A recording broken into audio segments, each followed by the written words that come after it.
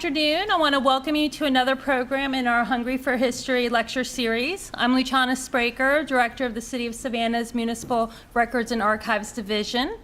And today I'm excited to have two speakers with us, Harry Delorme and Susan Laney, to present Before and After Midnight, The Art of Bonaventure. I recently heard them both speak on this subject as part of the opening of the Telfair Museum's current exhibition, Bonaventure, a Historic Cemetery and Art, and loved looking at Bonaventure, which is a municipal cemetery managed by the City of Savannah, through this different lens. Grateful that they're both willing to come and share their knowledge to an additional audience. And I'm going to go ahead and introduce both of them, and then we'll do both of their presentations. And if you'll hold your questions until the end, we'll do that together at the end for both of them. So Mr. Harry Delorme Jr., if you'll raise your hand there, Harry, is a curator, educator, and visual artist with over 25 years of experience as a museum professional. Mr. Delorme holds BFA and MFA degrees in drawing and painting from the University of Georgia, and he received training for museum educators at the Museum of Modern Art, New York. He began his work in museums at the Georgia Museum of Art and is currently the Senior Curator for Education for Telfair Museums, where he oversees and develops educational programs and resources for audiences of all ages, including lectures, festivals, family programs, school programs, and resources.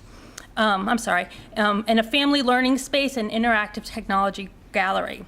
As a curator, he has organized numerous exhibitions of Southern artists, as well as exhibitions of art connected to Savannah's history, like this one. Also, another example would be Port City, the Savannah Riverfront, through Artist's Eyes in 2015.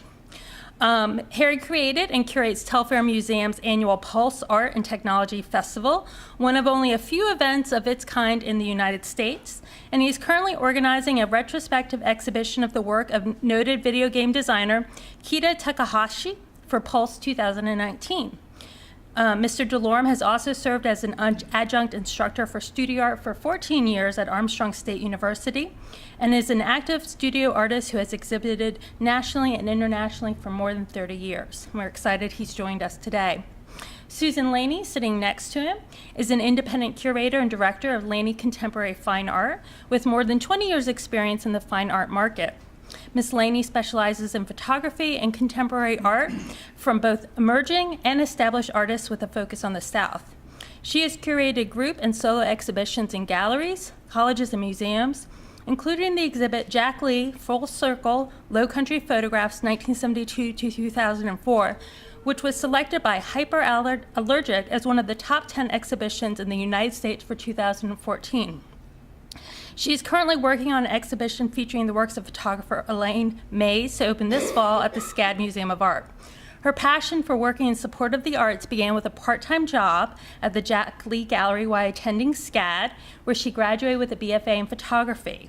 Ms. Laney began her career as an exhibition designer and collections manager for SCAD's permanent collection before returning to the Jack Leigh Gallery as the director for 13 years. She has since served on the Alumni Executive Board of SCAD and co-founded the nonprofit organization ARC Savannah. She is director of the Jack Leigh Estate and manages the legacy of the internationally heralded photographer. So I want to thank them both for joining us today, and we're going to get kicked off with Harry Delorme.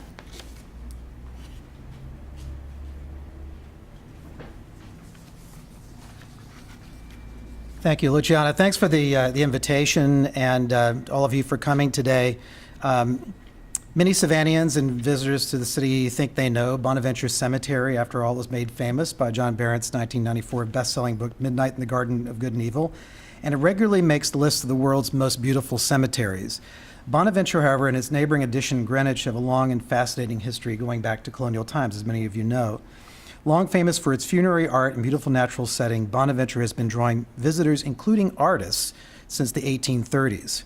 And of course, our current exhibition, I'm going to show you just a couple of slides of that really quick. Our current exhibition at Telfair Museums Jepson Center, Bonaventure Historic Cemetery and Art, explores this history as it's recorded in art objects, particularly including paintings, photographs, drawings, sculpture, and rare archival materials. And a lot of folks helped out with this exhibition, loaned and provided resources for us, among them Luciana and her staff, Richard Gerbasi and the Department of Cemeteries here at the City of Savannah, as well as the Bonaventure Historical Society, including Don Tootin, who's here today, Lee Maltonfort, many, many others, and many organizations loaned to this exhibition. We have work in the show from galleries, from museums, from the Smithsonian American Art Museum, the Akron Art Museum, the Morris Museum of Southern Art in Augusta, and many others. So if you haven't seen the exhibition, I would like to invite you all to come by and check it out. So what I'm going to do today is, there's another shot of the exhibition, the installation that you can see there. It's because it's hard to communicate an exhibition in slide form, so I wanted to give you a little taste of that. But really what I'm here to talk about today, my part of the talk will be about artists and their involvement with Bonaventure over the years. Because there's a lot of not only the city's history, but a lot of art history wrapped up in the cemetery. What you're looking at there on screen is actually a detail of the grave of Annie Cook, who was a local painter. It's the only artist palette I've seen out at Bonaventure. I've seen them in other cemeteries locally, but that's the only one I've seen at Bonaventure. Don may have seen others out there, I don't know. So before we get into it, I'm not going to go into great depth on Bonaventure's history so much. Other folks like Don and others, I'm sure, can give you that in much greater detail, but just a really quick outline of some of what happened at that site over the years. Many of you probably already know this, but Bonaventure was established in the 1760s as a plantation on the Thunderbolt Bluff overlooking what was then called St. Augustine Creek, now the Wilmington River, by the English Colonel John Mulrine. He and his family, his son-in-law, Josiah Tatnall, lived there. They managed also, thousands of acres in the coastal South, rice plantations. They grew timber, employed a lot of, controlled a lot of enslaved labor on their properties. So they did really well under British rule. In 1776, the British governor, James Wright, of course, was taken into custody. Mulrine and Tatnall helped him escape through Bonaventure to a British vessel anchored nearby. In 1779, the site was used as a hospital during the siege of Savannah, and it's thought that French and possibly Haitian troops are even buried somewhere out there. In 1782, after the ouster of the British, Bonaventure was confiscated as Loyalist property and sold to John Habersham, who later sold it back to the Tatnall family to Josiah Tatnall Jr. in 1783. The little map there shows you the location on what was then called St. Augustine Creek. There's Bonaventure there. There's the hospital from the period of the Revolutionary War, the French hospital there. There's Greenwich nearby, so you can see that in context. Continuing on, and by the way, this is a wonderful map in the collection of the City of Savannah's Municipal Archives showing Bonaventure after its establishment as a cemetery. And you can come see a really nice replica of that in the exhibition. Continuing on with the timeline very quickly, in 1802, we have the first recorded adult burial there. Josiah Tatnall Jr.'s wife becomes the first adult to be interred there, at least after the Revolutionary period. In 1846, Josiah Tatnall III, Commodore Josiah Tatnall, sells the property to Peter Wiltberger, who intends to develop 70 acres as a privately managed public cemetery. In 1868, his son, William Wiltberger, forms the Evergreen Cemetery Company of Bonaventure. In 1907, Bonaventure is then purchased by the city of Savannah, takes over management of the cemetery, and in 1909, a Jewish section is added to Bonaventure. And then, of course, Bonaventure continues to grow in popularity and fill up with really wonderful monuments and so on. In 1994, of course, that's when everything really changes with the publication of Midnight in the Garden of Good and Evil. That's published, and thousands of tourists flock to the site, flock to Savannah and to Bonaventure, and Bonaventure really becomes a symbol for the city. In 2001, Bonaventure is placed on the National Register of Historic Places. So that's just a very, very quick look at sort of the timeline of Bonaventure. But what I'd like to do is to kind of go back through that history and talk about how artists have been involved with the site over time. And I want to start with this image on the left you see there. This is an image apparently painted in 1834. It's a photograph of a now lost painting that the photograph is in the collection of the Georgia Historical Society. There's another copy in the Telfair Museums archives, which we have in the exhibition. But this image shows Mary Telfair right here. Many of you are aware of Mary Telfair. She's shown here on horseback visiting Bonaventure with two of her friends in the year 1834. And this gives you kind of a little window into how people thought of the site. This was painted during Bonaventure's later days as a plantation before it was sold to become a cemetery. And there you see Mary Telfair and her companions visiting the Tatnall plot, the family plot, out there at Bonaventure Plantation. Mary Telfair was, I don't know if I want to say she was obsessed with Bonaventure, but certainly she felt this great closeness to it over time. She referred to it many times in her letters over the years. In fact, in an early letter from 1828, she described Bonaventure talking about the house, seeing the remains of the house that had been on the site at the plantation. There's nothing remaining of the house but the wall, and the inside of which are cedar trees. The garden was once a hanging one and descended to the river. It was walled with tabby, a species of mortar made of shell. It is white and very pretty. Wildflowers and weeds almost cover it. The graveyard is but a few yards from the garden. The wall around it is entire, and the names of the silent inhabitants are engraved on slabs of marble surrounded by trees. But nothing struck me more strongly than the venerable old trees which everywhere adorn this desolate spot. They are covered with a species of moss, a light brown color, which hangs about a yard from the branches. It waves with every breeze and reminded me of the gray hair of nature. So Mary Telfair describes Bonaventure, its solemn grandeur. She talks about the druidic oaks of Bonaventure. And throughout her life, she refers to Bonaventure several times in letters and mentions that she's taking guests out there for a drive to Bonaventure. It was a popular place for Sunday drives. Mary Telfair herself is interred at Bonaventure, and this is the Telfair family vault there.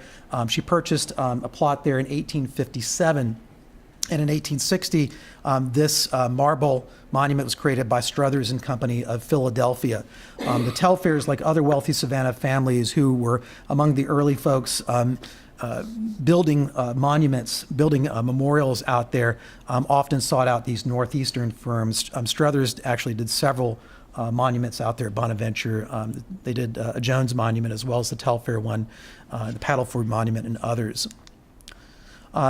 But what is it that makes Bonaventure special? There are a lot of great historic cemeteries in Savannah. And really, why did it come about at the time it came about? Very quickly, just to mention, we have, of course, these other very early cemeteries in Savannah. On the left, of course, Colonial Park, which by the early mid 1800s was filling up. It was not a nice place to visit anymore. It was smelly, and there was talk of these sort of noxious vapors coming from it, and this was a problem that was happening all over, the U.S. at that time. The old cemeteries were located in cities or in churchyards, and they would fill up. They would get piled up, and eventually you needed somewhere else to bury the dead. And it wasn't really considered hygienic to have those burials in the city anymore. There were a couple of other cemeteries that still exist today that date back from the colonial era, including these two beautiful old Jewish cemeteries on the western part of Savannah, the Shefdal Cemetery and the Old Jewish Burial Ground, which also date back to the 1760s. And they're among the earliest Jewish burial places in the United States, not just in Georgia, but in the United States. But again, by the 1800s, Savannah really needed more space for burials. And around this time, around the early 1800s, about 1831, you see rural cemeteries taking off in the U.S. Mount Auburn in Massachusetts is one of the first. 1831, that's established, and many others come after it. And the idea is that you install these cemeteries outside of the city, outside the bounds of the city, in a rural setting. It becomes like a garden. There's landscaping, there are trees. This goes back to English garden traditions. And the idea is you have this beautiful place where you can bury the dead in this sort of hygienic setting. It's away from the city. It can be landscaped. There are meandering paths and so on. It's a beautiful place to visit. And so in Savannah, again, you have this kind of time period, the mid-19th century, where the city is in dire need of more space to bury the dead. And so you see several of the city's historic cemeteries emerge at that time, including Laurel Grove, established around 1850, that you see there, Laurel Grove North and South, segregated, of course, by white burials and African American burials. You also have the Catholic cemetery established around 1853 because Catholics couldn't be buried in Laurel Grove Cemetery. Bonaventure, again, Peter Wiltberger buys the property to begin establishing a cemetery there around 1846. And so it's in this same time period. And if you think about the names of places like Laurel Grove, and not Bonaventure so much, Bonaventure's name changes. Wiltberger changes the name to Evergreen. So these names also signal this kind of rural setting, this natural setting, this landscape setting. So again, it becomes this aesthetic environment that is this new paradigm for cemeteries in the U.S. And these places are renowned. People come visit them. They are really America's first public parks. And they're a place where people go for outings. So that's why you see, even before Bonaventure officially becomes a cemetery, you see Mary Telfair, in the 1830s visiting the Tatnall graves out there at Bonaventure. So rural cemeteries emerged all over the U.S., particularly in the Northeast, but we have a few in the South. And you can see some of those on the back of this stereo card that was loaned to us by the Bonaventure Historical Society. And there's a photograph of Bonaventure here. You can just see a detail of it. But what I think is really interesting is over here on the left, this actually identifies this series of stereo cards as United States rural cemeteries. And there's a whole long list of them, including Mount Auburn, Greenwood in Brooklyn, Magnolia in Charleston, and of course Bonaventure in Savannah. Hey, Savannah gets more images than Charleston. Can you believe it? So that gives you kind of an indication of the way people were thinking about cemeteries is these kind of aesthetic environments that had this kind of beautiful natural setting. Bonaventure already had the beautiful natural setting, and then often beautiful monuments to go along with it. And Bonaventure does turn up in other paintings, as early as the 1830s. Now, we don't know where that other painting is now that I showed you earlier, but this painting is in the Jepson Center right now, belongs to the Miller Collection in Atlanta, and is the earliest surviving painting that I know of Bonaventure. And it's called A Stroll Through the Arcade, Savannah, Georgia, dated, we think it's 1838. And if so, it dates to Bonaventure's later years as a plantation. And it's painted by Thomas Addison Richards, who was a British-born artist, not professionally trained so much as he had some artistic training in London as a young man, as a youth, before moving with his parents to Augusta, Georgia in 1831. And Richards travels around Georgia. He gets into making sketches of his travels around the state and various sites around the state. And he and his brother publish a book of illustrations of sites in Georgia in 1842. And around that same time, he and his brother start an early Southern literary magazine called The Orion. And one of the things published in The Orion in 1842 was a poem by Henry Roots Jackson of Savannah called Bonaventure by Starlight. So Bonaventure is already getting to be known as a beautiful location, and this is long before the Civil War. And here in this image, you see people already going out there, strolling there. I'm sorry, this image is not so great. You'll have to come look at the real painting in the museum. But there are these white folks who are kind of strolling along through this arcade of trees, Bonaventure's famous arcade of trees, which by that time had become mature enough to inspire gasps, when people walked out there and saw it, and descriptions like Mary Telfair's that I read you earlier. And then, so you have these white folks who are out there going for strolls. On the right-hand side, again, it's a little hard to see, but you have African-American laborers, probably enslaved laborers, who are busy here on the right side of the image. There is a man, women, and even a child in the image, which gives you a window too into the social structure and these kind of harsh social environment that existed at the time. On the right-hand side, you have two illustrations, also signed T.A. Richards, so thought to be the same artist, Thomas Addison Richards. Richards was a travel writer. He wrote travel itineraries, published those. Many of those travel itineraries through the South included Savannah and Bonaventure. He was also an illustrator for magazines like Harper's Weekly, newspapers. And here you have two illustrations depicting Bonaventure. On the upper right here, this is the original entrance to Bonaventure, and there was this kind of rustic wooden gate, arched gateway. You crossed over the other little bridge here and then through this rustic gate, which you can see in some of the old photographs of the cemetery. The image below, again, shows people out kind of enjoying like a excursion in the cemetery. These illustrations are from December of 1860.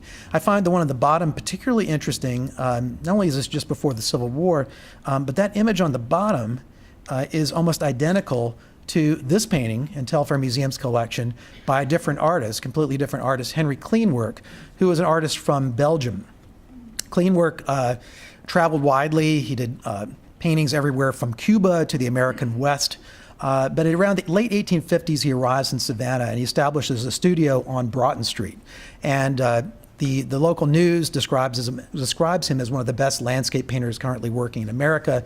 This image from 1860 is a sort of, it's a romantic painting, a romantic view of Bonaventure as it appeared at the time. The burials were still rather sparse. This is really before the cemetery took off. There weren't that many lots being sold out there at the time, but you do have a few major monuments popping up, like the Clinch Mausoleum that you see on the right-hand side here. The other thing about this image is that it's semi-fictitious, because what the artist has done is he's taken different features of Bonaventure and kind of mushed them together into the same image. So if you go out there today, you wouldn't see these things in the locations where they are in the painting. He's taken a little bit of artistic license. You have the earliest graves, the Tattnall plot and so on over here on the left. There's the Clinch Mausoleum. There's the river back there. And in the painting in the museum, if you go take a look at it, you can actually see the original arched gateway way back here. So things are rearranged. He undertook some artistic license. But it does show us, again, something of the spirit of the times. Again, these romantic notions about the landscape and about these kind of rural cemeteries, people out there for strolls, again, mostly wealthy white folks. Here on the left, you have likely an African-American, enslaved African-American woman holding a small white child by the hand. So it tells us something about what was going on in Savannah at that time. We can look at paintings like this and learn something about the city's history, even though we have to think carefully about how the artist maybe has presented that, maybe rearranged things a bit. We don't know whether clean work was copying Richards or whether Richards was copying clean work. I think it's the other. I think Richards was copying clean work in this case. He exhibited two paintings of Savannah at the Armory Hall that year, two paintings of Bonaventure at the Armory Hall. And he later continued to exhibit these paintings. One of them was purchased by a Savannian, Edward Paddleford, this painting, and eventually wound up in the permanent collection of the Telfair. There's a closer view of that. I meant to go to that earlier so you guys could see the detail. Is that supposed to be a slave cabin on the left? I'm not sure. I don't think that structure has been identified. It may have been a slave cabin or a structure that had been out there prior to the cemetery. So Bonaventure, again, doesn't really take off as a cemetery until after the Civil War. There are some mausoleums that pop up, some vaults that pop up, the Telfair vault that I showed you earlier, others, but things really take off after the Civil War. Now, during the Civil War, of course, Savannah was spared the destruction of other southern cities, and you have photographers like George Barnard, shown here, who was actually traveling with Sherman's troops on their march to the sea. Of course, they wound up in Savannah. And Barnard had this idea to publish a portfolio of photographs of sites along the Sherman campaign after the war. And he goes back and photographs some of these sites later. He goes back and revisits these sites, because traveling with a photography rig during a war is not an easy business. You actually have to have a mobile darkroom that you're carting around with you. So he returned to some of these sites and photographed them after the war. And here we have two images from that portfolio of Bonaventure as it was in 1866. So we're looking at two different views here, one from the Akron Art Museum, another loaned to us from the Smithsonian. Bonaventure really becomes a staple in photography at this time. And let's see if we can get that too. Oh, sorry. One other thing I was going to mention here that happened during this period when Barnard was coming through. Just a year later, another famous person, John Muir, happens to stop at Bonaventure. He's stranded in Savannah. He's on his 1,000-mile walk, and he's waiting for funds to be sent to him from his family. And so he has nowhere to go, and he camps out in Bonaventure for something like 5 days. He comes into the city in the daytime and checks to see if his money has come in and hadn't come in. So he goes back to Bonaventure and camps out on the tombstones. And he writes about this experience later and talks about how beautiful the cemetery is, how beautiful the site is. And you can read his comments there. I gazed awe-stricken as one new arrived from another world. Bonaventure is called a graveyard, a town of the dead, but the few graves are powerless in such a depth of life. And he goes on to describe, waking up to the sounds of bald eagles screaming and all of the wildlife, the plant life, the vegetation he sees around him. So Bonaventure, again, gradually, attains his reputation as this place of great beauty. And it starts turning up in other places, particularly in the stereo cards, which become popular in the mid-19th century and remain popular into the early 20th century. And stereo cards, of course, are these, I tell kids who come to the museum, it's sort of like a 19th century version of a VR headset, or a 19th century version, at least, of a Viewmaster viewer, where you're seeing a 3D image, in front of you. So it was an early 3D photography technique in which, photographs were taken side by side at slightly different angles.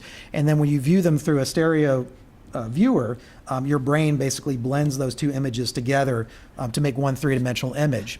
And there were a number of local photographers who produced stereo views, including DJ Ryan here. He was a very prolific photographer and producer of these cards.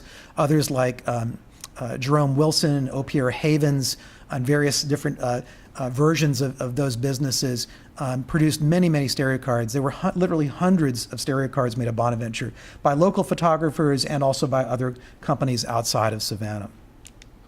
Here are a few more. There's one by Wilson and Company on the left. This one has a nice write-up of Bonaventure's history.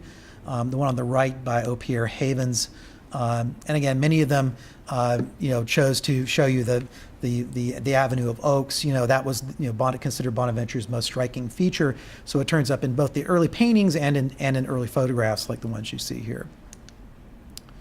Also in the 19th century or after the Civil War, you see this kind of, I don't know if I want to call it explosion, but this great increase in local stonework and the emergence of local stone carving businesses. One of those businesses that furnished Bonaventure and Savannah's other cemeteries at that time was a guy named Robert D. Walker, who came over from Charleston. He established a business in Savannah around 1840, and it was a very long-lived business. He was in business till about 1900 when he finally sold it to Patrick Hagan, another stoneworker. And what you're looking at here on the left is Walker's Stone Yard, which is on the same block of York Street that the Jepson Center now stands on, which is kind of interesting. And actually, York Street was home to several different stone yards in the 19th and very early 20th centuries.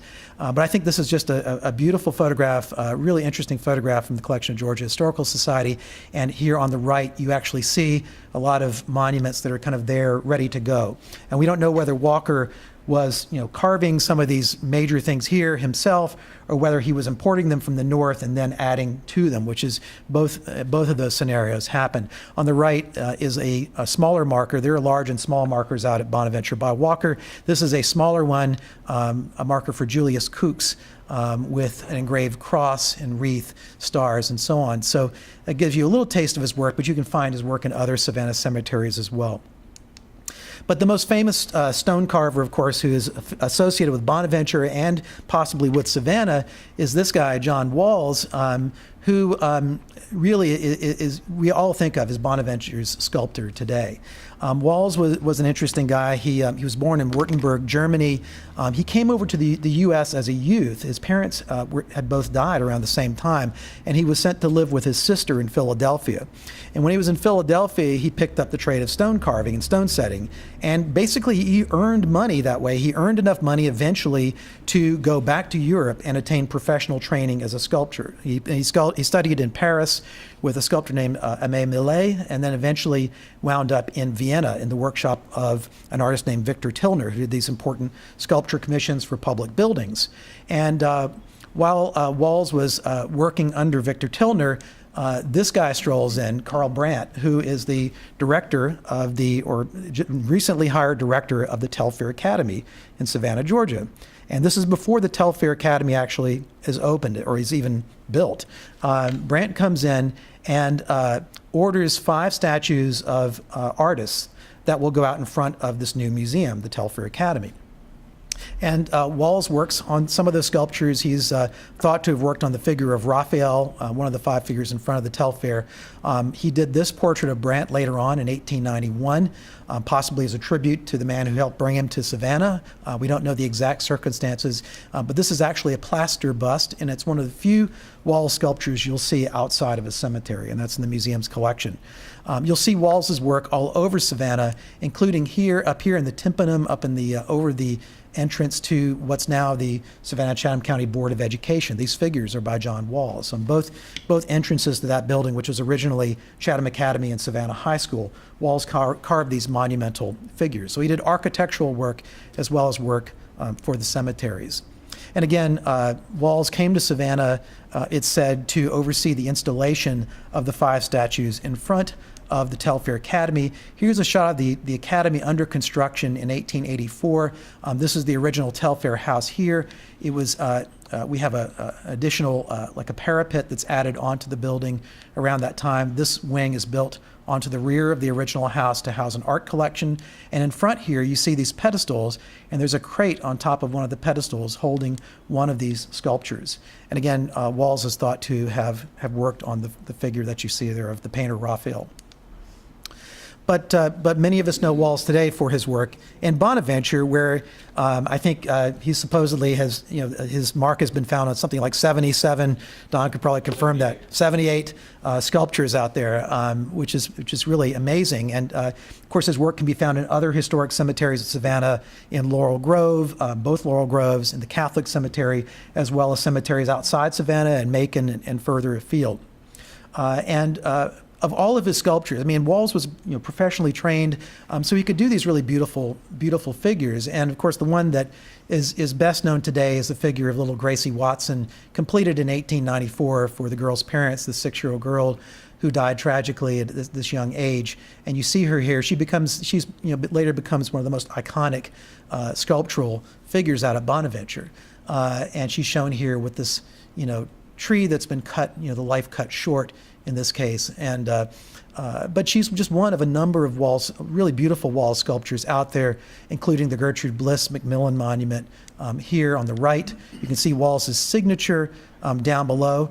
Sometimes you'll see a signature as J. Walls Savannah. Sometimes it's Savannah and Philadelphia. He still apparently maintained a connection to Philadelphia in his professional career, or maybe he wanted people to think that was the case, one or the other. Another beautiful little sculpture of the Whaleless Children. And then this is, I think, just a tour de force, the Shafer Monument, which, it's got everything. There's this beautifully rendered tree trunk there. You've got ivy, you've got the name of the deceased carved on there, drapery, and then a little hourglass with the wings, the little Tempus Fugit symbol there. Walls also was responsible for bringing another terrific sculptor to Savannah, Antonio Alifi, who was trained as a sculptor in his native Sicily. He worked in his family's stone yard. And Walls is said to have invited him to Savannah around 1910 to assist him. And Alifi wound up working with various stone carving businesses around Savannah. He briefly had his own business. He also did contract work for Oglethorpe Marble and Granite. And he did work outside of Savannah. He's rumored to have worked on not only Stone Mountain, but Mount Rushmore. So he was this kind of journeyman carver. Here in the upper left, you see Alifi with his flood monument out at the Catholic Cemetery. Now, you won't find his signature on many sculptures in Savannah, and I think that's because he was working for other companies, and so he didn't sign his own name very frequently. But you do see his name occasionally. It pops up in a couple of places in Bonaventure and then at the Catholic Cemetery. And this is, I think, one that just talking to his granddaughter, I think this is one that he was particularly proud of, the angel and the flood monuments that are out there at Catholic Cemetery. But you'll also find his work at Bonaventure. The Orsini Monument at Bonaventure is said to be by Alifi. And this is another, I think, just a tour de force with the wreath. Look at these scrolls of paper here and the little lion here. The lion is actually an interesting thing to consider. Alifi, and this is the monument to Sebastiano Orsini, another Italian immigrant.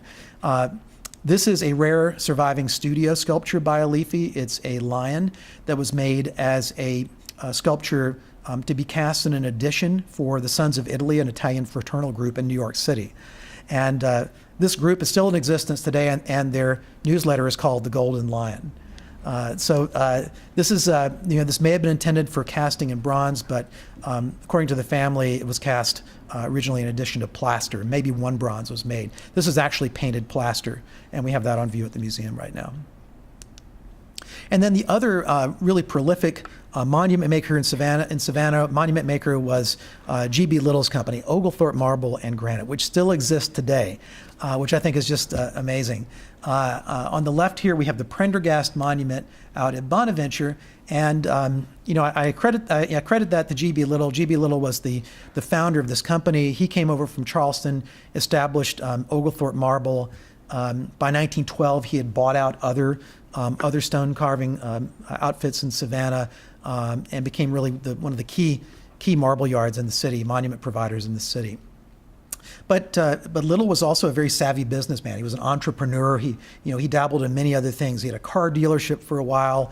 He sold jewelry, diamonds for a while, apparently, all kinds of things. But he was a great businessman. And one thing that he did is that he imported Italian sculpture. And here we see this really interesting thing. I mean, this was really wonderful. This is still in the collection of the family of Dan and Virginia Mobley at Oglethorpe Marble.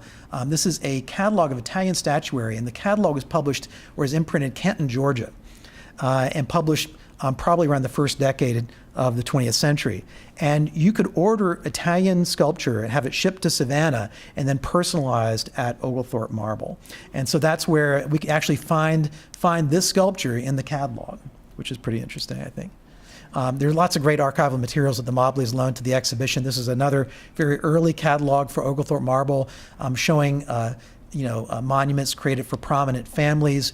They also have some really wonderful drawings. Some of them done. This one is actually signed G.B. Little, but it was probably done by G.B.'s son Milton Little, who really was making monuments as a child. He completed his first monument when he was 11 years old, and did a lot of drawings. We have some in the exhibition where he's making notations for customers and so on. The drawing that we see here in the upper right is the Schroeder monument, or actually it's a study for a Schroeder monument at Bonaventure. There are two Schroeder mausoleums out at Bonaventure. The drawing more closely resembles this one here, the EAM Schroeder monument, completed in 1927. You have similar situation going on here with the two massive planters and the two steps and the paneled door, but the design is a bit different. So it may have been a working drawing for a mausoleum that was eventually constructed. Little's company also is said to have provided the marble arch for the entrance to the Jewish section of Bonaventure. That was established originally in 1909, and I found a record in a stone carving magazine from the early 20th century indicating that Little had just created this new marble arch for Bonaventure in Savannah. On the right is a monument created by Milton Little. He created actually a whole suite of monuments for the same family, completing the last one in the 1980s, just before he lost his sight. In addition to the monuments that you find out there, you have other artists that work in different capacities. I had to mention this artist, and this is a drawing that's on loan to us from the municipal archives here at the city. This is a drawing by Claremont Lee, who is noted as the first registered female landscape architect in the state of Georgia, and a very influential landscape architect, period, in Georgia and in Savannah. This is her drawing of a landscaping plan for the Demery plot at Bonaventure. She also studied historic gardens, and she also, as many of you may know, created gardens for a number of Savannah's historic houses, including the Owens-Thomas house. This one was completed, the design was finally built out, completed around 1958. But she also created garden designs for the Juliet Low birthplace, for the Green Meldrum house, as well as for, I think, 4 of the city's historic squares. So she had a really major impact on the built or the landscape architecture and the environment, the physical environment of the city. So I want to switch gears. We found out sort of what was going on in Bonaventure through the early 20th century, but I want to kind of jog a little bit down the road to Bonaventure's neighbor, because Bonaventure must have already started to look a little bit full by the 1930s when the city decided to buy a property that was next door, and that property was Greenwich, which was acquired as the Greenwich addition to Bonaventure. And Greenwich also has a really interesting history, and there's some interesting art associated with it as well. So I want to take this very quick detour. Greenwich was also a colonial era plantation. A guy named Samuel Bowen was there in the 1760s growing soybeans, and actually probably one of the first places that soybeans were grown in North America. The property by the 1870s belonged to a German rifle club. There were talks of developing a Greenwich Park out there. One of the folks who was involved in those talks was a guy named Spencer P. Schroeder, who was the president of American Naval Stores in the late 19th and early 20th centuries, based here in Savannah. And Schroeder purchases Greenwich in 1894 and then commissions this massive mansion to be built there. And Schroeder is immensely wealthy at this point. Basically, his company controls the world's naval stores market. You know, everything's shipped out through Savannah. He's again masses all of this wealth, and he commissions this huge piece of architecture from the firm of Engel and Almirall in New York City. They were Beaux-Arts architects who designed a number of buildings in Brooklyn. And it's written up in architectural magazines. Schroeder, furnishes this 40-room mansion with all kinds of art. He buys European art by masters like Gainsborough and Joshua Reynolds and Rosa Bonheur and others, and fills this house with art. And it's this showplace. It turns up in architectural magazines and so on. He commissions this big fountain here. This is one of the surviving pieces of Schroeder's estate, the marble fountain here, which was said to have been made by the Roach brothers, who had another marble business here in Savannah. You have these two pools, decorative pools, that were out there on the property that are still out there today. And he also goes to Rome and purchases Roman antiquities. He has the idea of creating this English sculpture garden. Schroeder's father was from England, and he wants to create this English sculpture garden on the property. And back in those days, you can actually buy Roman antiquities and get them out of Rome legally. And he buys, work like, these Roman busts. This is, thought to be a portrait of an emperor or general wearing his paludamentium, this garment here. We have two of these Janus head Herm figures. And again, these are Roman figures, 2nd to 3rd century AD. We have this river god figure here, which is an 18th century French sculpture. So the house becomes known for these gardens as well. In fact, it's so well known that movies are shot out there. The emerging movie industry goes to Savannah, and there are at least 4 silent films shot at Greenwich, including this last one. This is an image from the 1920 film Stolen Moments, starring the opera singer Marguerite Namara here, and another guy by the name of Rudolph Valentino. And so they film out at Greenwich, and you can see pieces of Greenwich in that movie, including the statues that are now in the museum. And Greenwich, of course, there's a sad ending to this story. Although Greenwich was, widely known and for its beauty, for the architecture, for the art, and so on, Greenwich, first of all, Schroeder loses his fortune. There's an antitrust lawsuit brought against him, and he winds up having to sell Greenwich and sell another mansion in Lenox, Massachusetts. Dr. H.N. Torrey from Detroit purchases the property, and the Torrey family lives at Greenwich. The art is all still there.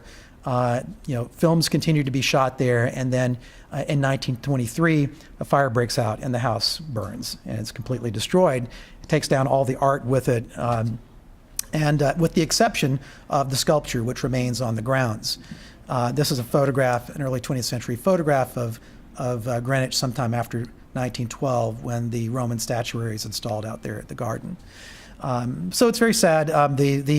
The house is recorded in art at the time, though. Before its demise, Christopher A.D. Murphy, also known as Chris Murphy Jr., one of Savannah's beloved artists, is actually known for making a record of a lot of Savannah's historic architecture. And so he does a drawing of Greenwich. This is in the collection of the Morris Museum of Art, and you can see that in the exhibition for a little bit longer.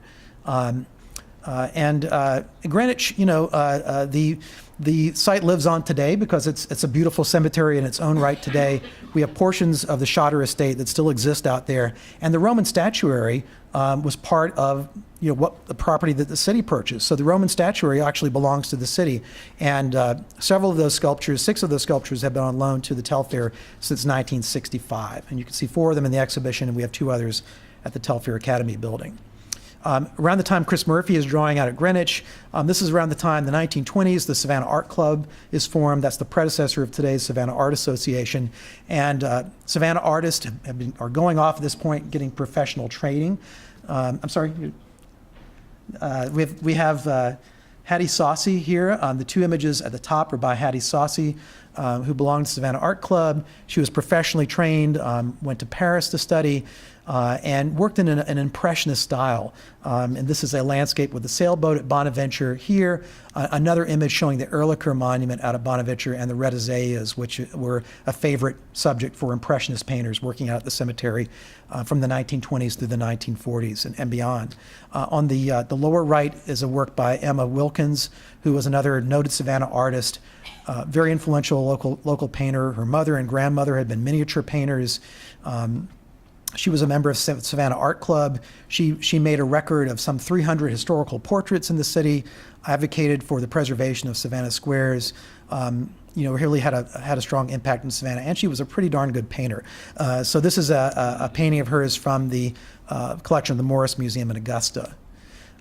Going on into the 20th century, Gina Nee was a visiting artist here with her husband, Alexander Brooke. They had a studio on Factor's Walk.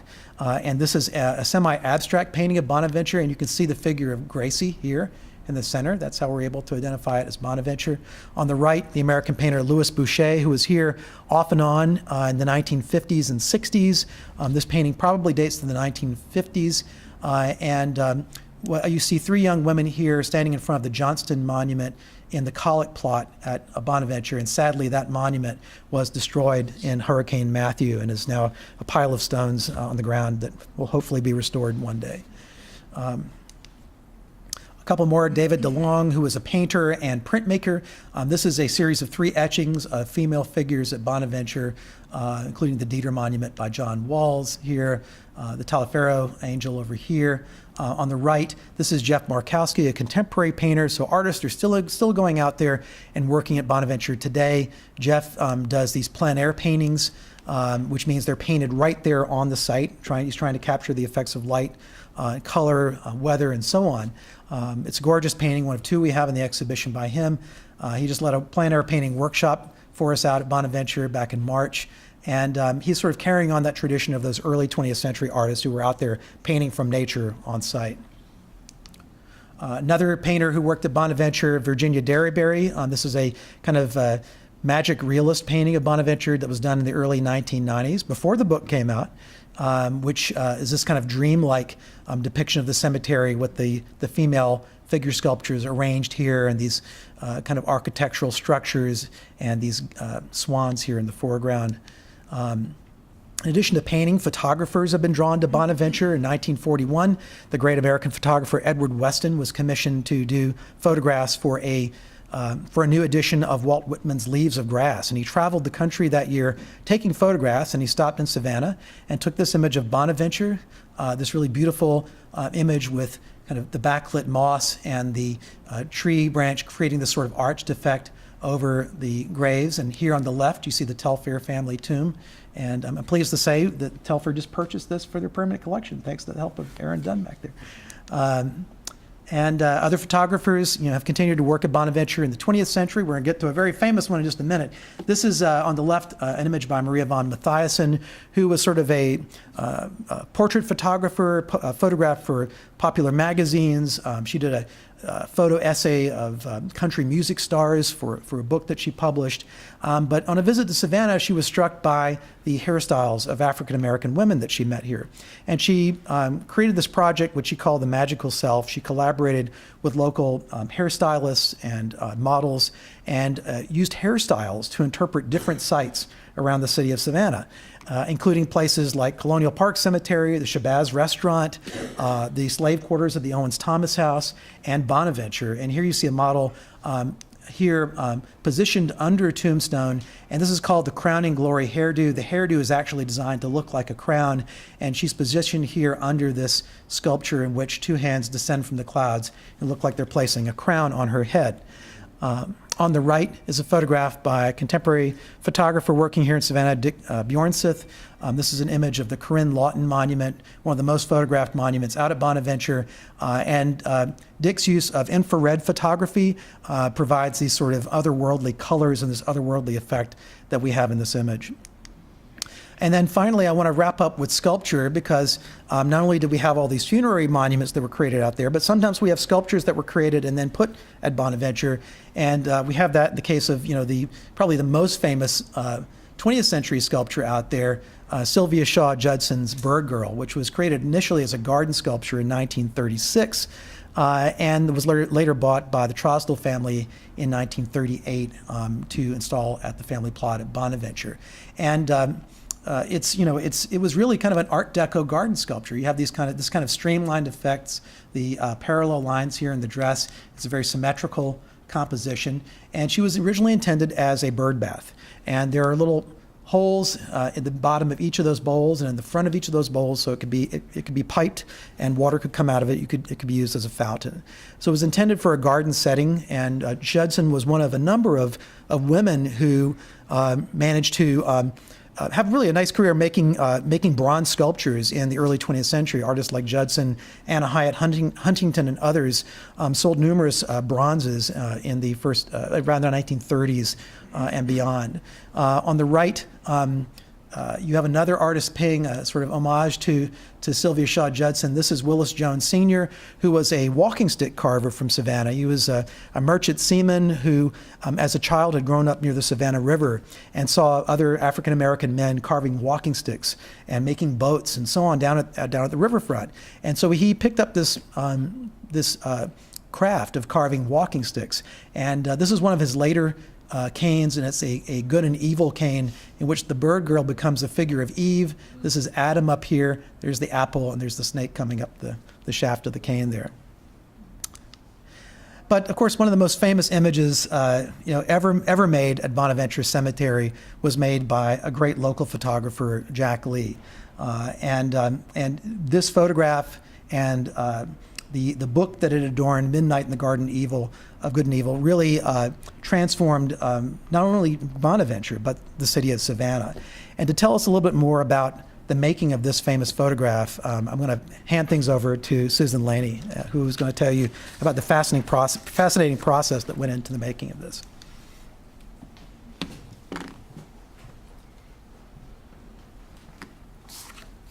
Thank you, Harry.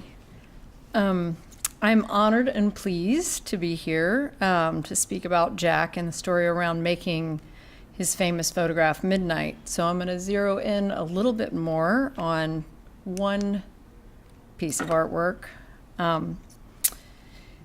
It's become an icon for Savannah and is one of the most recognized artworks to come from this region. Jack Leigh's was the career of a seminal Southern photographer who devoted the majority of his life to capturing on film the traditional and changing landscapes, industries, and people of Savannah and the surrounding Low Country. Did anyone here know Jack? Got 4. Well, if you knew Jack or you heard him speak, you know what an amazing storyteller he was. I'm not that storyteller, but I will tell this part of the story. Jack's indelible spirit and influence has forever marked me and so many others. And even though I have known his work for over 2 decades, it continues to inspire and enlighten me. He was one of my closest friends and a mentor for years, and those two things fit seamlessly into one another. I learned much about life from the way he faced his with clarity and seized and created opportunities to do the work he was so passionate about. He also gave back to me and to countless others. What I learned from the years of working with Jack has now helped me open my own gallery, Laney Contemporary, and I'm thrilled to be able to continue to oversee the legacy of his work. I would now like to read an excerpt from Pat Conroy's foreword in Jack Leigh's retrospective book, The Land I'm Bound To. Jack Leigh is the only person I have ever known to become famous because he walked into a graveyard. His emblematic, mood-altering photograph of a statue of a young girl with her strange and withdrawn equipoise sounded the first perfect note to John Barrett's perfect book about Savannah, Georgia, Midnight in the Garden of Good and Evil. Jack's photograph captured with unerring accuracy the edgy, seamy, and unpredictable underbelly of a Savannah the world had not seen before. The photograph and the book are now joined at the hip, inseparable, iconic, and seamless. For Jack, this single photograph became his benchmark, his humdinger, his Lollapalooza, and the corker he knocked out of the park. With one click of a shutter, he produced one of the most famous photographs ever taken by an American and changed the course of his own life forever. And now a little bit about how the image came to be. In 1993, Jack was contacted by Random House and asked to make a cover image for the book that John Barrett had just finished. They sent him some galley proofs, and after reading, he immediately decided that he should not have anything to do with it.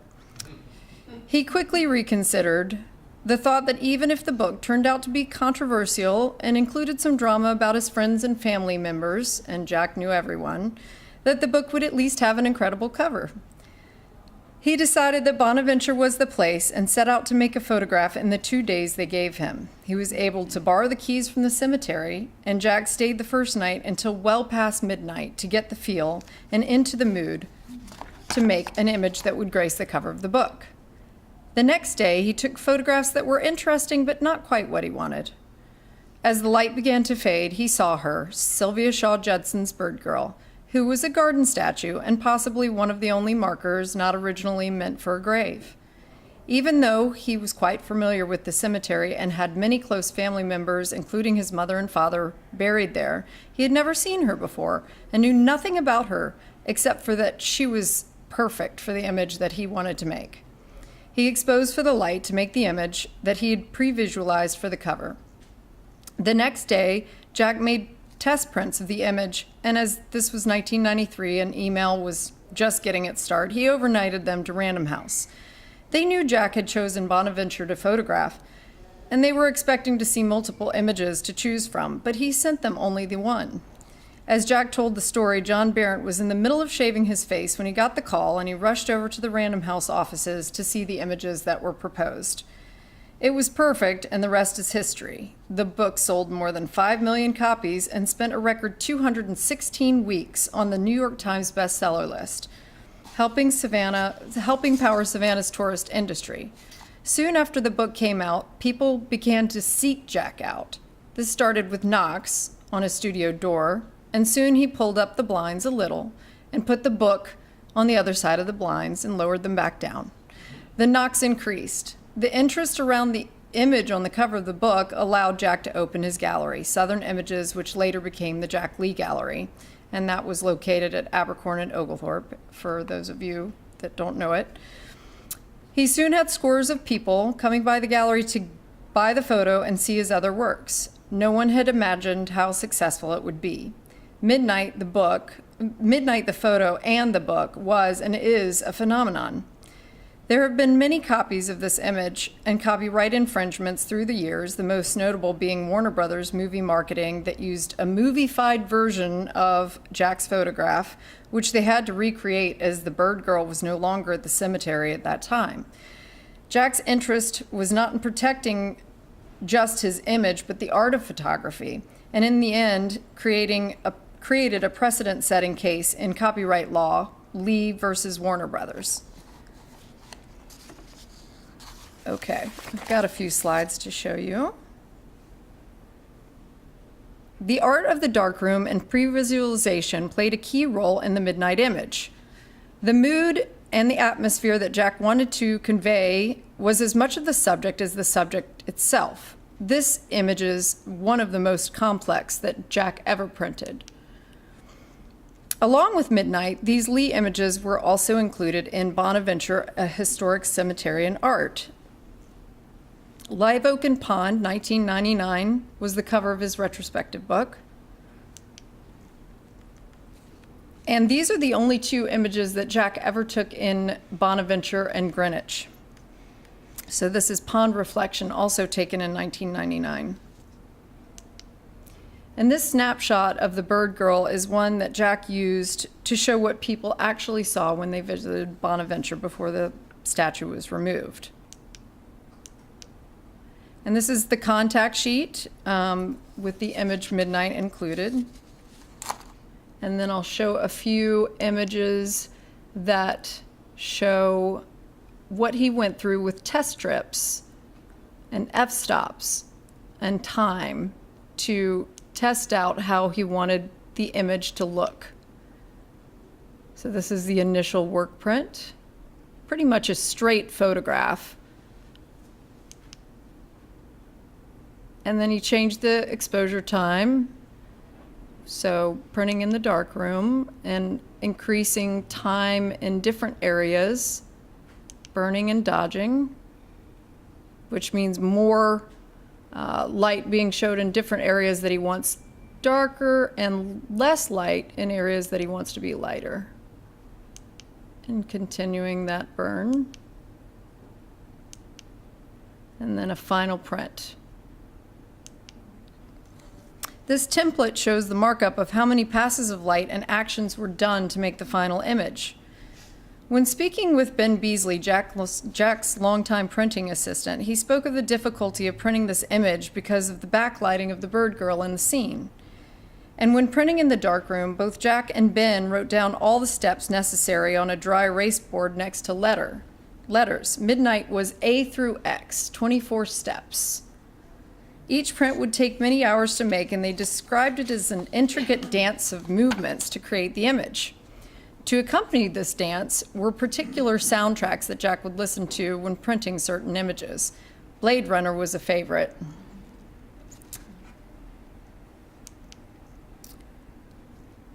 Here is the image of Jack with a rare plaster cast of the bird girl that he brought from the family of the sculpture to be displayed in a recreation of his photograph at the Savannah History Museum. At the time, I believe the actual statue was in storage, as many thought masses of people would start to thin out and maybe the statue would return to the plot.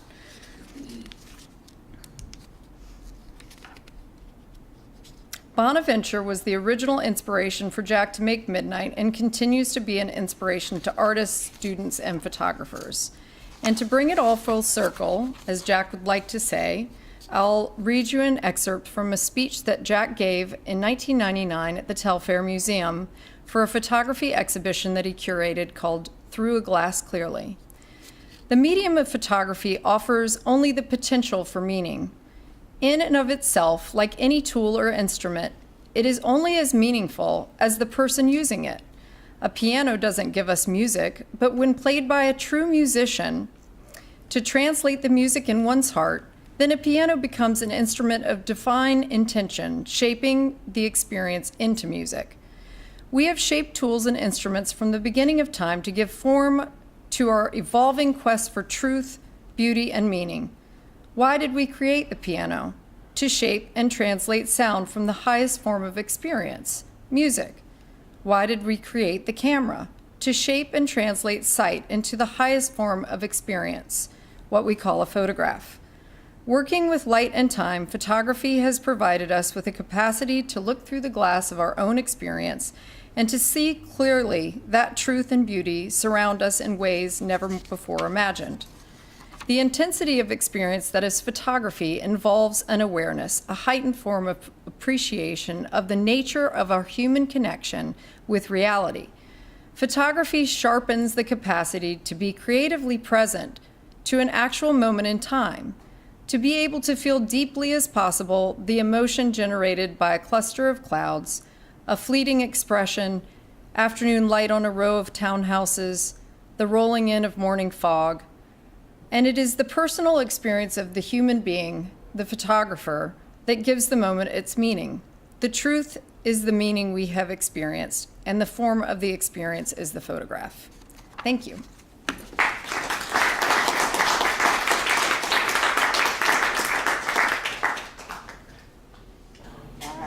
Well, I want to thank you all for coming, and I want to thank Harry and Susan for coming, and we have just a little bit of art to give to them from our student art collection for Harry. This is Warner Johnson, a 5th grader who won in our elementary school contest. And for Susan, this is Frances Langley, high school student who won in our high school contest. So I want to just give them another round of applause.